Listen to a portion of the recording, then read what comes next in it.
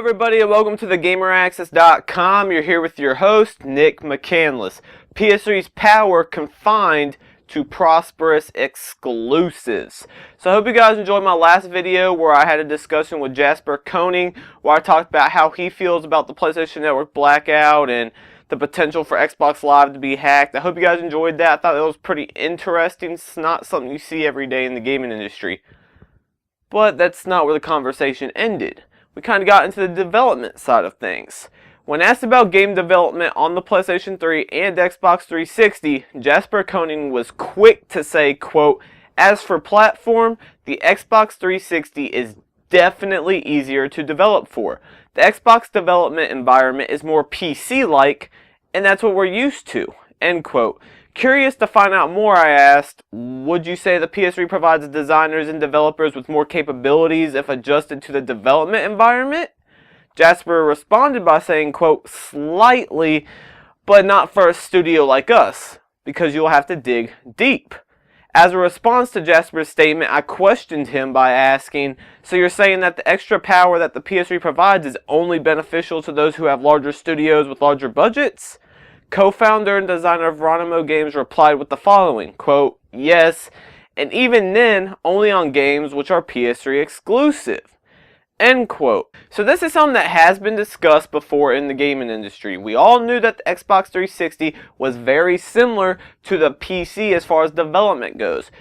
Jasper confirms it in this conversation as well, making it very easy for developers who start on the PC to transition over to the Xbox 360, whereas the PS3 is a bit more difficult. Now, does the PS3 harness more power? Most definitely. But like he stated, if you're not a big budget studio and you're not building an exclusive, more than likely you're not going to be able to harness that power. Because one, if you don't have the money to do so, you aren't going to have the time to put into learning the PS3's architecture and taking advantage of all that the PS3 has to offer. Whereas the Xbox 360, if you know how to develop on a PC, well, guess what? You already know pretty much how to develop for the Xbox 360. And then the exclusivity deal. Electronic Arts, huge studio. Millions upon millions of dollars. But when they have a game and they've got to place it onto the Xbox 360 as well, they're not going to focus on the PS3 and take advantage of the PS3 because they have to make it work with the Xbox 360 as well. So the exclusivity deal, we already kind of see that. PS3's best looking games, they're all exclusive. Killzone, Uncharted, those games are not on the Xbox 360.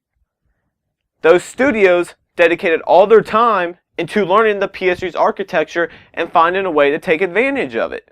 So I thought this was very interesting to hear it from a designer and co-founder of his own studio. From him, I think it was very interesting. I want to thank Jaspers for taking the time to speak with me on this. Let me know what you guys think in the comment section. If you want to contact me, you can email me at admin@thegameraccess.com. You can follow me on Twitter at twitter.com/thegameraccess. And be sure to keep checking back at thegameraccess.com. We have a lot of content coming for you guys. Thank you guys for watching. I have some pretty interesting topics to cover later on this week, so stay tuned. Thanks for the support. I'm out.